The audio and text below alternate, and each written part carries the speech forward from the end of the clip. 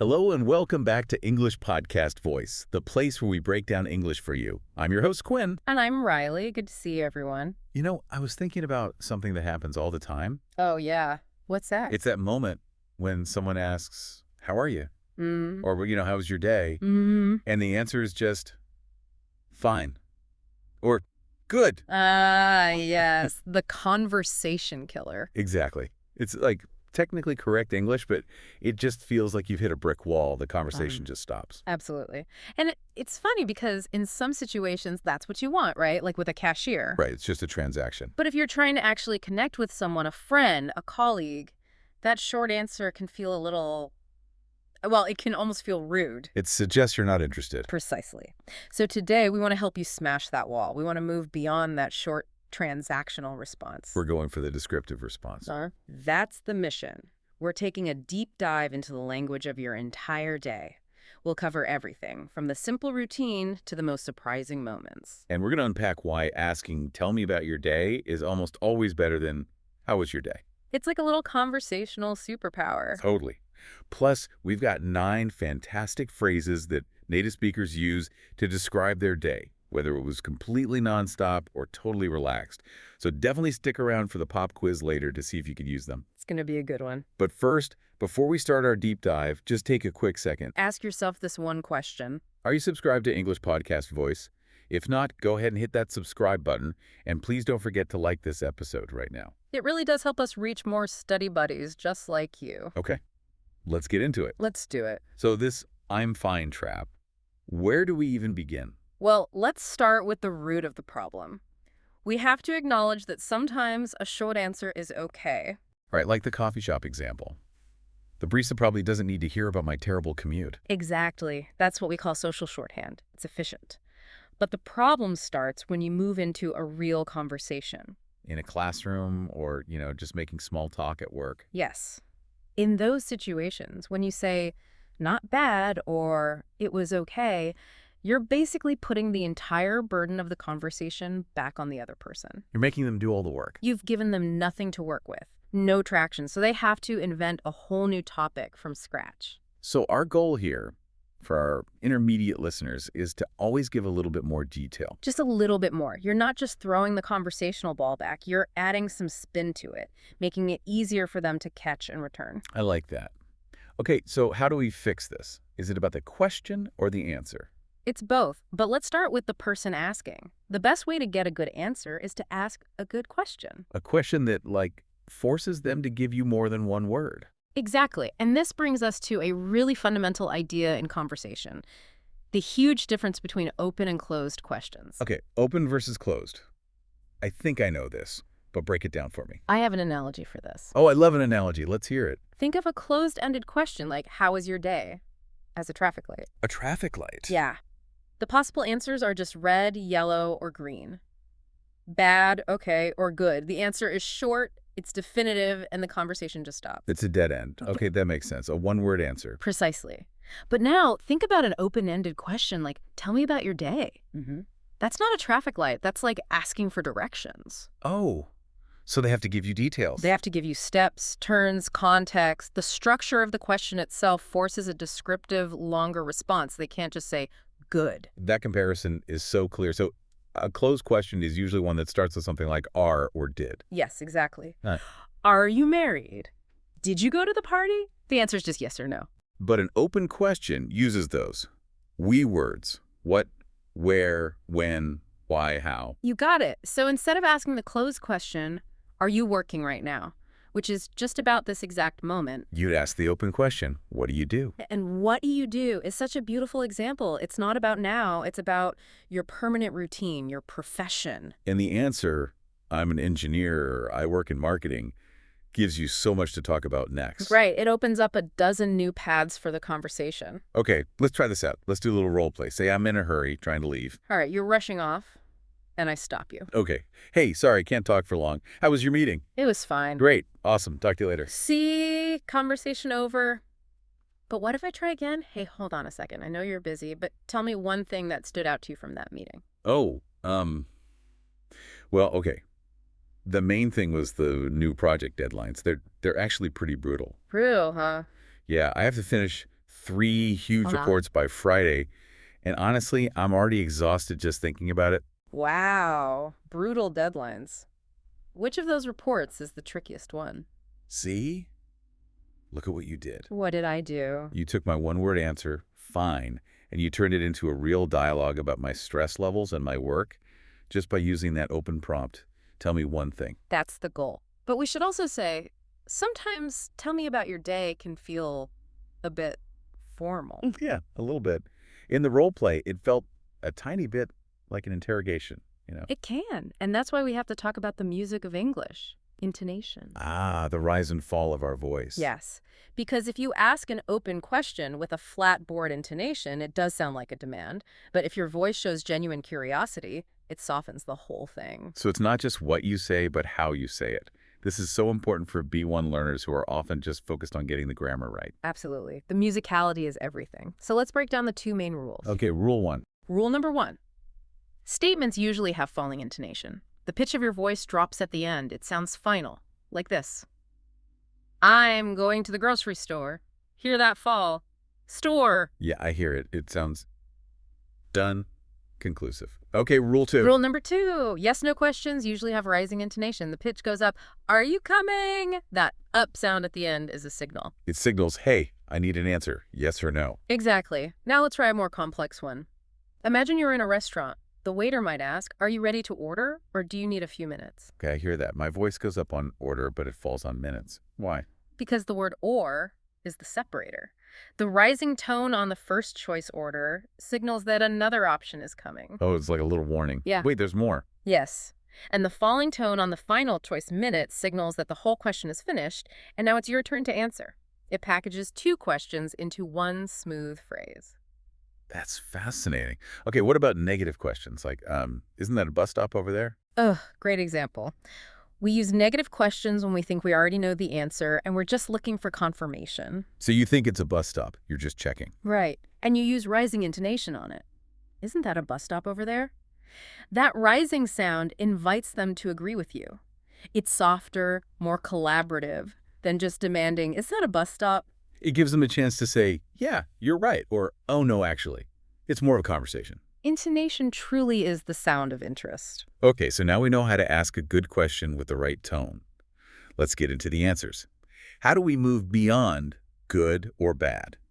We're going to give you 4 fantastic categories to describe your day in rich detail. Let's do it. Where are we starting? Let's start with the high-stress option, hectic. Okay, hectic. I hear this one a lot. So what's the real difference between saying my day was hectic versus just, busy or rushed? That's the perfect question. Busy is pretty neutral. It just means you had a lot to do.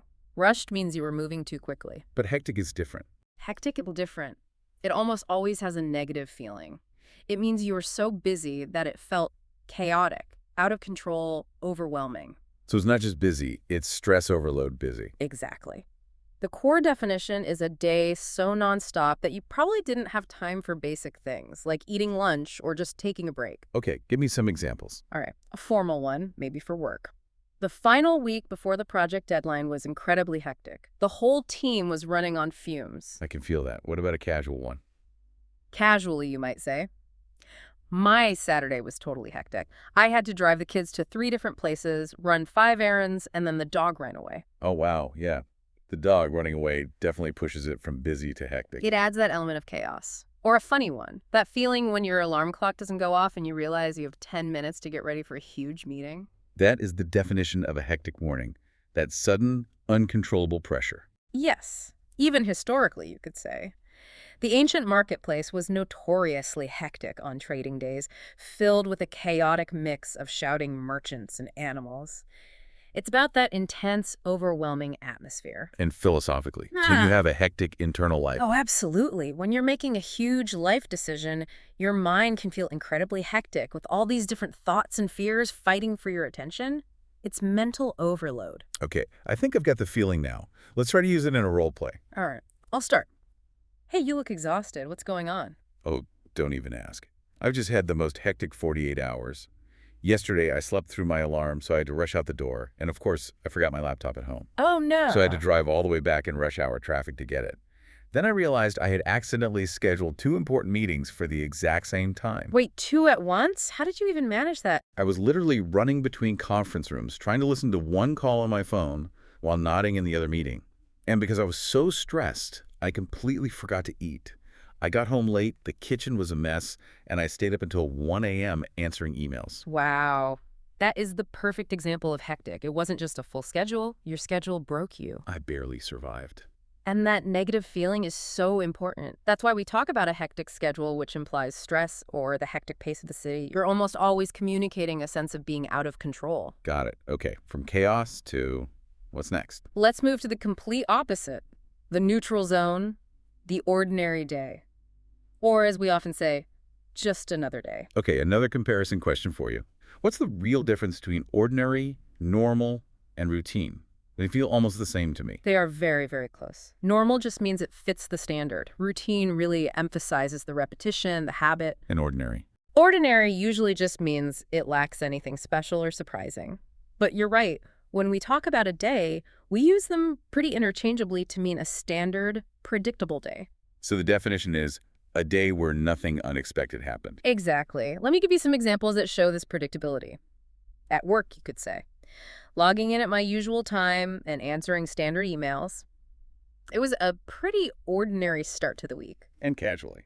I woke up at the same time I always do, had lunch at my usual cafe. It was just an ordinary Tuesday. And a historical example. For, say, a farmer in the Middle Ages, most days were probably perfectly ordinary, just filled with the same manual labor, unlike the very rare festival day. So the lack of a special event is what makes it ordinary. Precisely. And philosophically, you could argue that learning to find peace in the fact that most of our days will be ordinary is a secret to happiness. Okay, but here's the challenge. If I just tell someone my day was ordinary, that's almost as bad as saying it was fine. It still shuts down the conversation. You are absolutely right. And this is where the strategy comes in. You use the phrase, it was just another day, but then you add one small, pleasant, but not very exciting detail.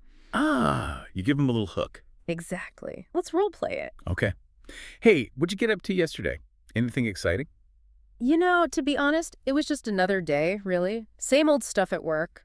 But then in the evening, I just decided to relax completely. I sat on the couch and watched a really great documentary about ancient Egypt. See, that's perfect. By adding the documentary detail, you've given me something to ask about. I can say, oh, what was it about? You got it. Yeah. You use the ordinary as a base, but you provide a conversational hook.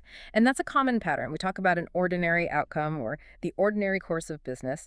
And if you really want to emphasize that nothing surprising happened, you can say, there is nothing out of the ordinary. So ordinary doesn't have to mean boring. It can just mean predictable and calm. Exactly. Which leads us perfectly into our next category, Which is, the quiet day, which is often connected to the phrase taking it easy. okay, spotlight question. A quiet day versus a boring day. What's the difference? This is a crucial distinction. A boring day implies you wanted something to happen, but it didn't. You were a victim of boring circumstances. Right. It has a negative feeling. A quiet day, on the other hand, is usually a choice. You chose to have a slow, relaxing day. The goal was rest, not excitement. So the definition is a day with not much activity, probably spent relaxing, and it was on purpose. Perfectly put. Let's look at some examples that really show that intention. I decided I needed a very quiet day on Sunday, so I didn't set an alarm and just sat on the couch reading all morning. I love those kinds of days. The phrase, I didn't feel like rushing anywhere, really captures that feeling for me. It does, or a more humorous take. My only goal for the day was to achieve maximum laziness. I think I spent most of the day in bed with my cat, so it was a very quiet and successful day. At a formal example. In a business context. After the stressful week of negotiations, the CEO told the team to take a quiet afternoon to decompress and catch up. And philosophically, people talk about wanting to live a quiet life, right? To focus on inner peace instead of external chaos. Exactly. And this whole idea is captured beautifully in the idiom, taking it easy. Let's role play that feeling of purposeful rest. You start. Hey, did you have a big weekend? Did you go out on Saturday night? You know, I had a very quiet day, actually. A friend invited me to a party, but I said no. I just felt like I really needed to recharge my batteries. So what did you do instead? I spent the whole afternoon just listening to music, reading a book, really taking it easy. I just didn't feel like being in a loud, crowded place, you know? I totally get that. So you weren't bored, you were productive in your relaxation. That's the nuance. We talk about having a quiet moment or needing a quiet afternoon, and that phrase, to take it easy, is the perfect way to describe that deliberate choice to rest. Okay, so we've had hectic, ordinary, and quiet. What's the last one? The last one is the big positive one. A special day, or even better, a picture-perfect day. Ooh, I like that. So how is special different from, say, lucky or memorable? Good question. Memorable just means you remember it. It could have been a memorably terrible day. Right. And lucky is just about chance. Special can include luck, but it also includes planned celebrations or just powerful, positive, emotional moments. It's a day that stands out for being wonderful. So the definition is Ugh.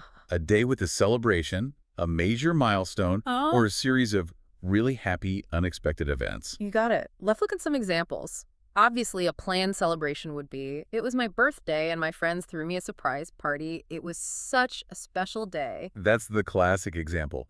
But what about the spontaneous ones? Those are the best. Imagine you're just running errands and you run into 3 old friends you haven't seen in years, all in different places, completely out of the blue. That would make an ordinary task feel totally special. It would. A formal example might be, the day the treaty was signed was a truly special day in the nation's history. Or, historically, the day the astronauts returned safely was a special day of celebration for the entire world. Okay, I want to role play a day full of those lucky coincidences. The picture-perfect day. All right, I'll start. Wow, you are absolutely glowing. What happened? How was your day? It was a picture-perfect day. It started out totally normal, but then, completely out of the blue, my boss called and said the office was closing for the day because of a power outage. No way. A surprise day off? Yes. So I was suddenly free. And just as I was wondering what to do, I got a text from an old friend from college who I haven't seen in 5 years, saying he was in town for just one day. That's incredible luck. I know. So we met up and went to that museum I've always wanted to visit but never had time for. It just felt like everything fell into place perfectly.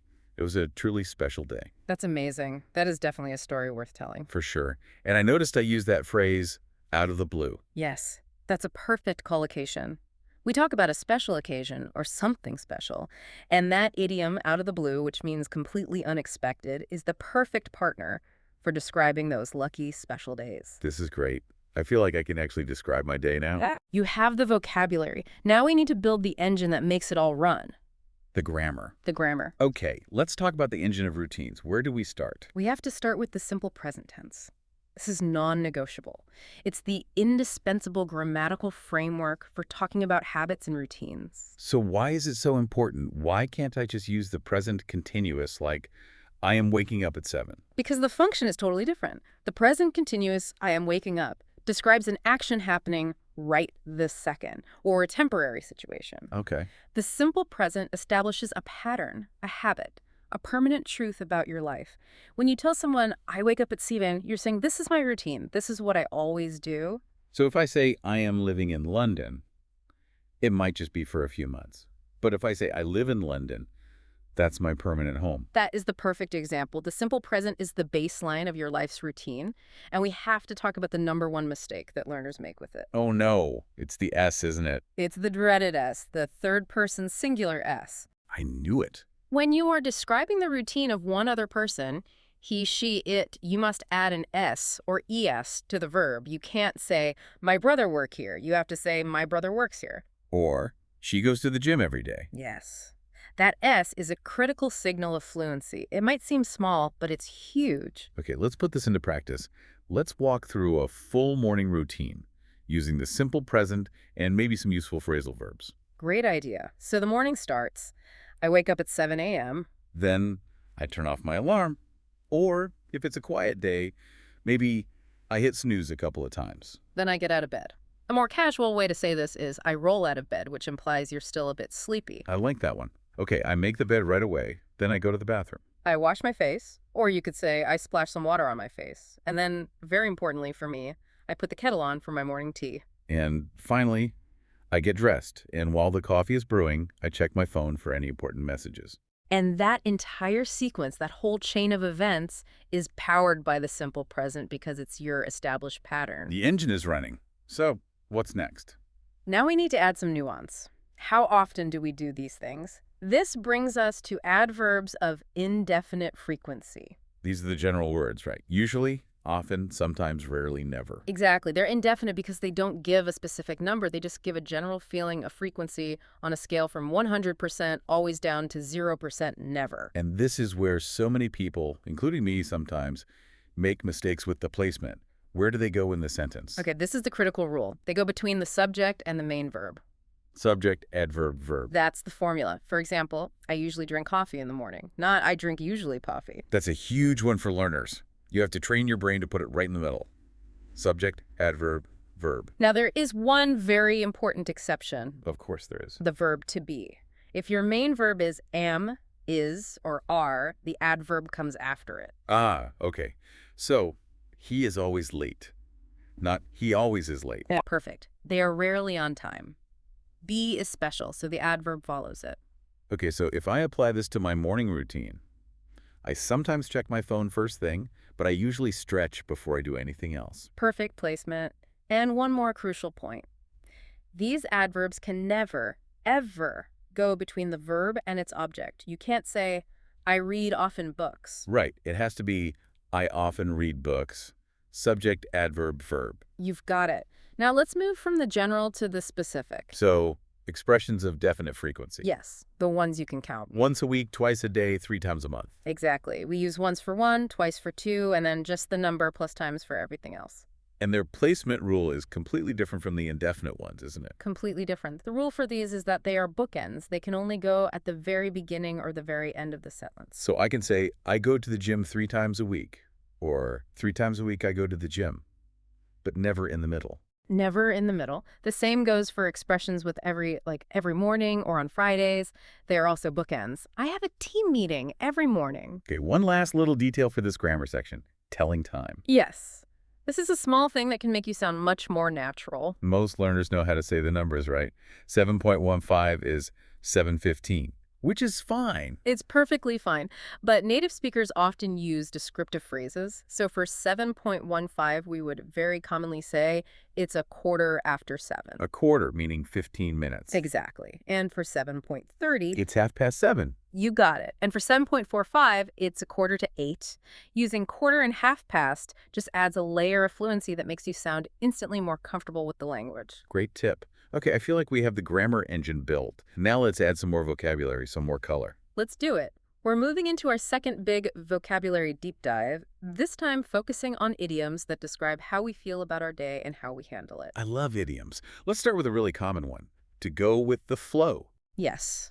A great one for describing a certain type of personality or a certain type of day. So, spotlight question. What's the difference between saying you go with the flow and just saying you adapt? Adapt seems more technical. It is. Adapting is just the action of changing. To go with the flow is all about the attitude. It suggests you're relaxed, you're easygoing, you're not stressed by the changes, you're accepting them peacefully. So the definition is to be flexible and accept changes easily without getting upset. Perfectly said. Let's look at some examples. In a casual situation, if your plans for the weekend suddenly fall apart, you might say, oh, well, we just decided to go with the flow and ended up having a spontaneous picnic in the park instead. That's a great positive example. What about at work? At work, where people often resist change, you could say. When the new CEO announced the restructuring, most of the team decided it was best to just go with the flow. They chose not to fight it. Right. And philosophically, it's a huge concept. Many people believe the key to a happy life is to stop trying to control everything and just learn to go with the flow. That's a deep one. Okay, let's do a role play about a day where plans just keep changing. You start. Man, yesterday was wild. Our plan to go hiking got rained out, then the movie we wanted to see was sold out, so we ended up just going for pizza. I know, it was kind of a mess. I was worried you'd be annoyed, but you seemed so calm about it all. Well, you know me. I figured there was no point in getting stressed. I just decided to go with the flow. And the pizza was great. It was. So, you see the nuance. We often give it as advice. Just go with the flow. It's all about that calm acceptance. Got it. Okay, what's our next idiom? From flexibility to effortlessness.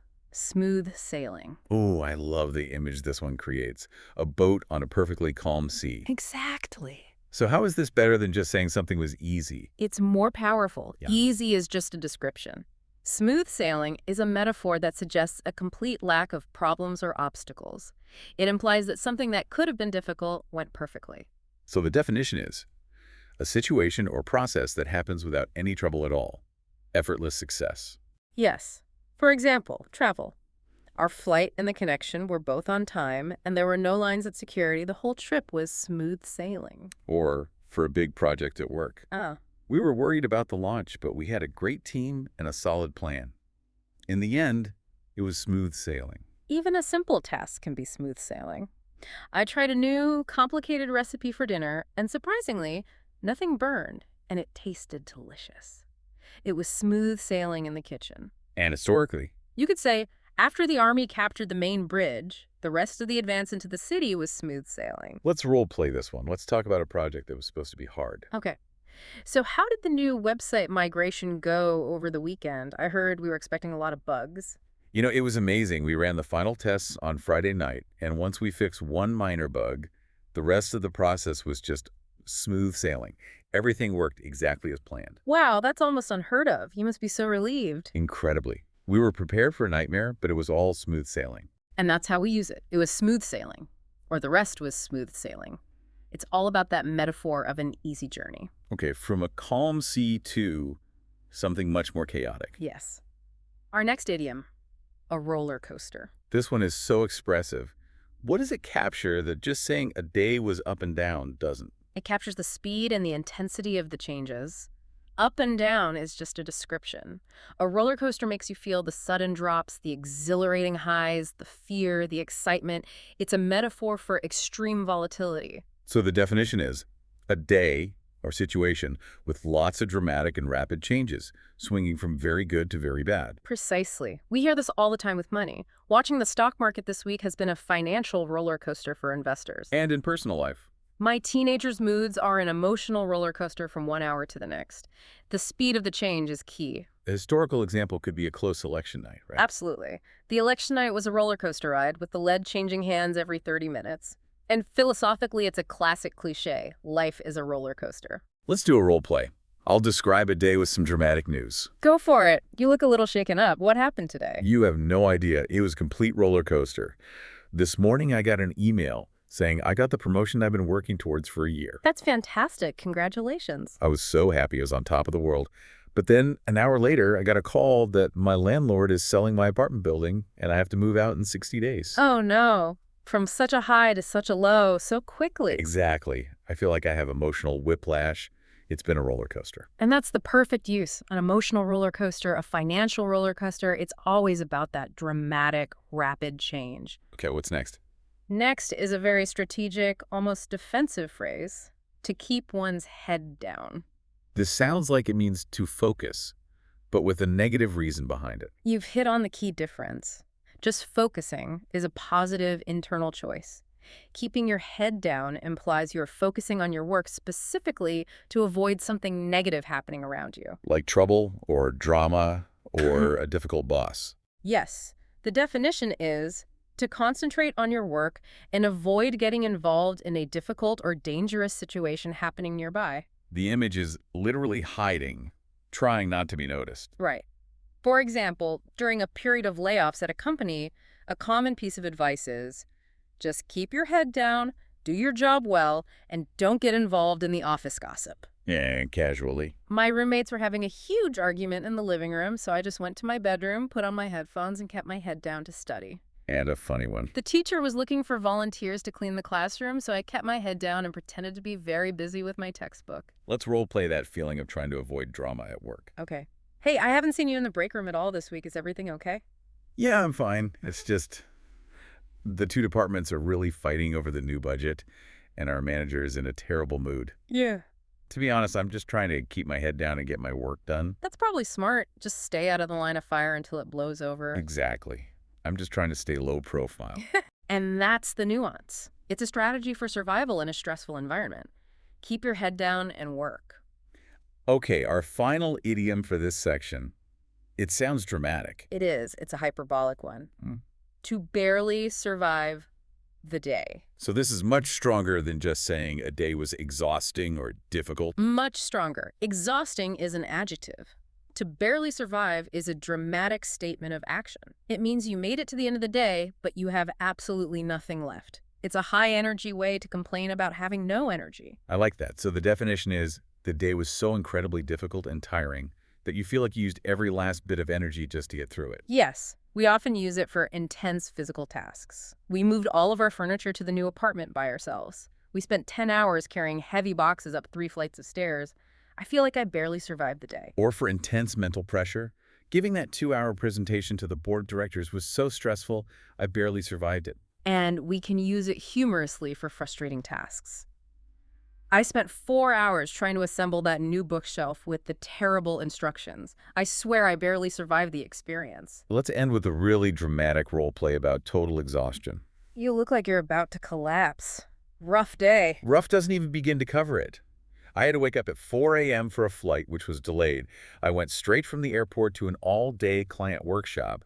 I didn't have time for lunch, and my car got a flat tire on the way home. I am running purely on coffee and willpower. I honestly think I barely survived the day. Wow, you have definitely earned the right to be that dramatic. You sound like your battery's at 1%. It is, and that's the feeling. You use this when you're completely drained. I barely survived the meeting. I barely survived the week. It's for maximum exhaustion.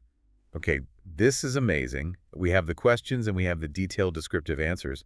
What's the final piece of the puzzle? The final piece is managing the conversation itself, keeping it going, being polite, and knowing how to end it. The art of conversation flow. So where do we start? My partner has just given me a great descriptive answer.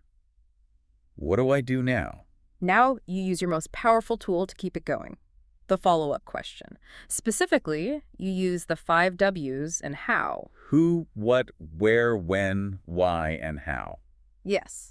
This shows you are actually listening and you're genuinely interested. So if they say, I had a hectic day, I had to take my dog to the vet. You now have options. You could ask, why did you have to go, to focus on the problem? Or, how is your dog now, to show concern? Or, where is the vet, to talk about location? Each question takes the conversation in a slightly different direction, and it makes it so easy for them to keep talking. It's the easiest way to add that spin to the conversational ball we talked about earlier. Okay, so that's how to continue. What if I have a different opinion? How do I disagree without starting a fight? This is all about polite phrasing. You need a buffer phrase that validates their opinion before you give yours. So you acknowledge them first. Yes.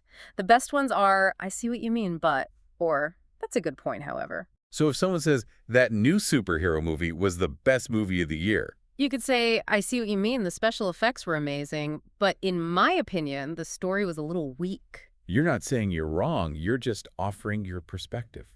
Much gentler. Much. Now, what about when the conversation just dies? You've run out of things to say on a topic. The awkward silence.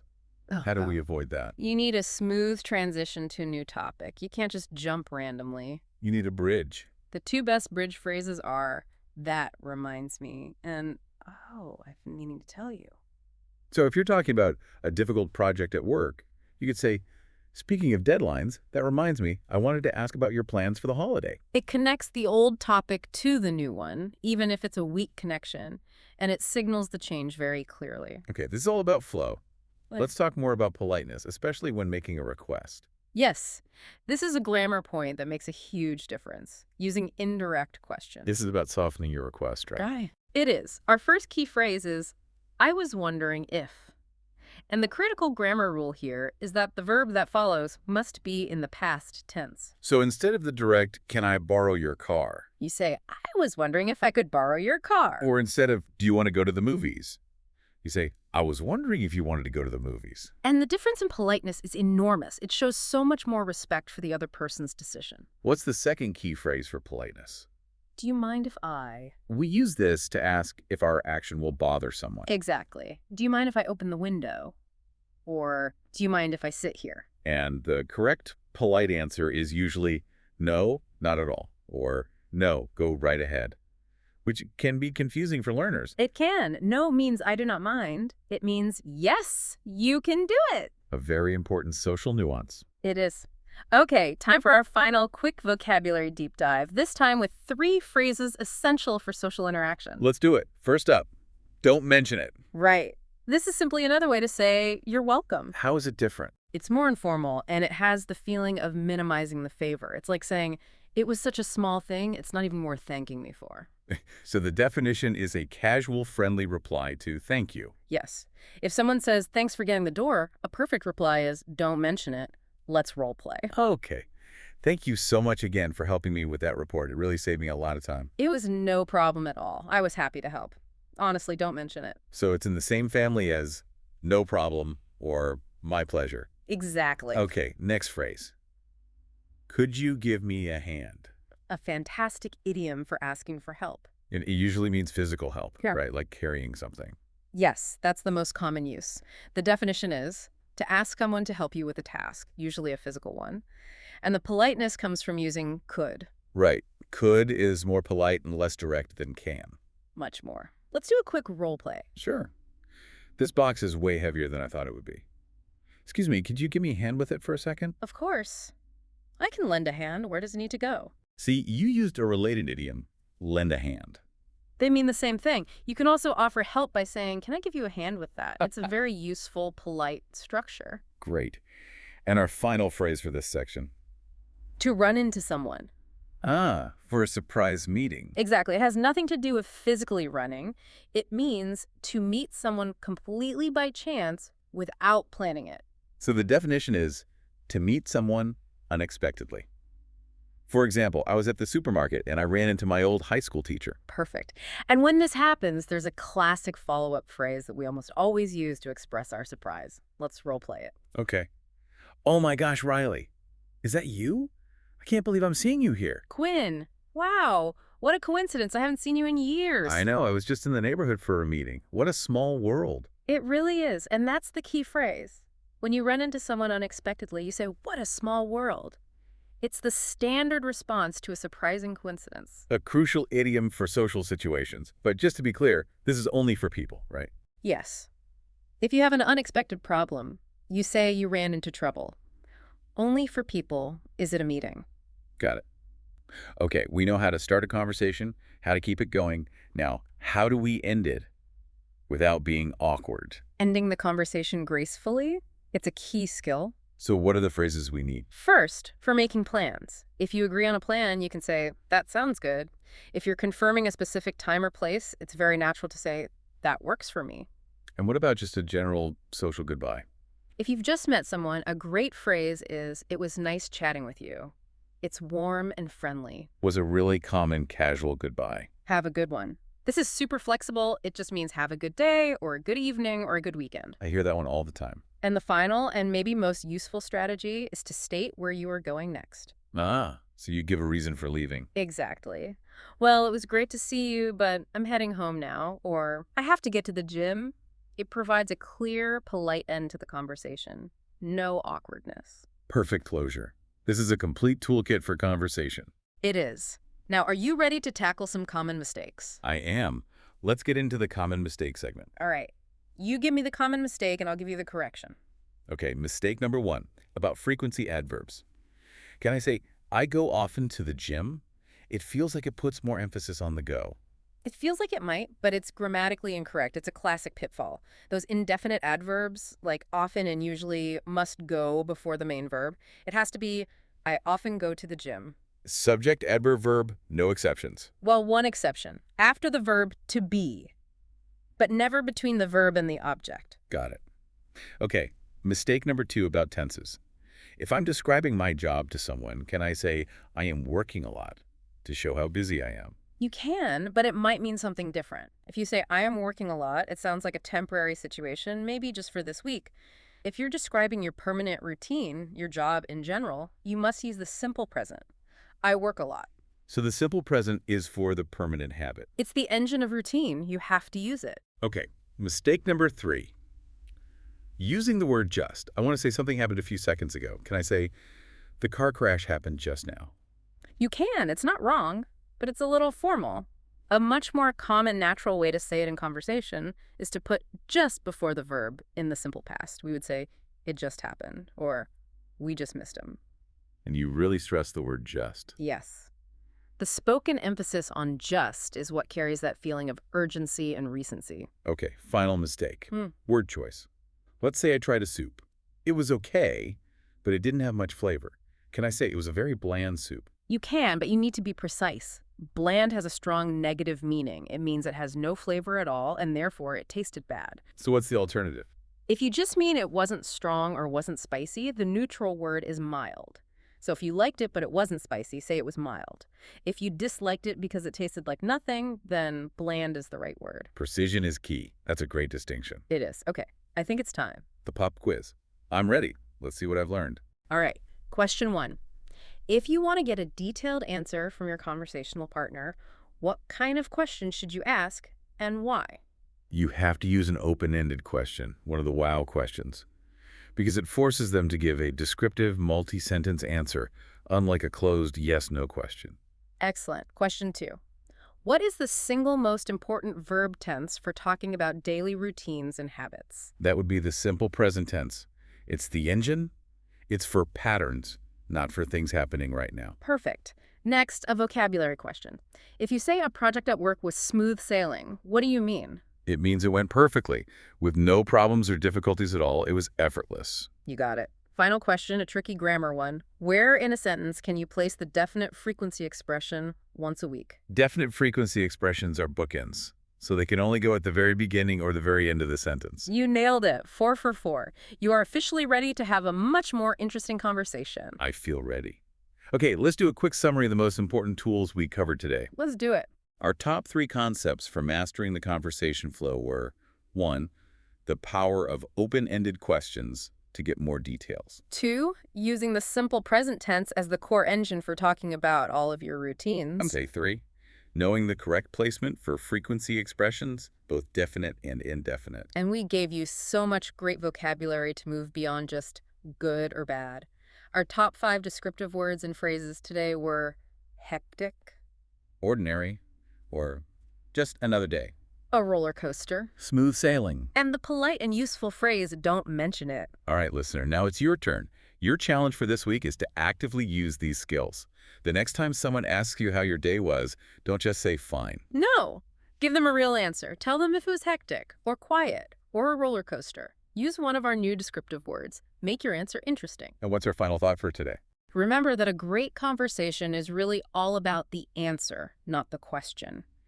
The details you choose to share, the descriptive words you use to paint a picture, that's what builds a real connection. That's what makes people want to keep talking to you. If you found this deep dive useful, don't forget to like and subscribe to English Podcast Voice. It really helps us out. I'm Quinn. See you next time. And I'm Riley. Bye.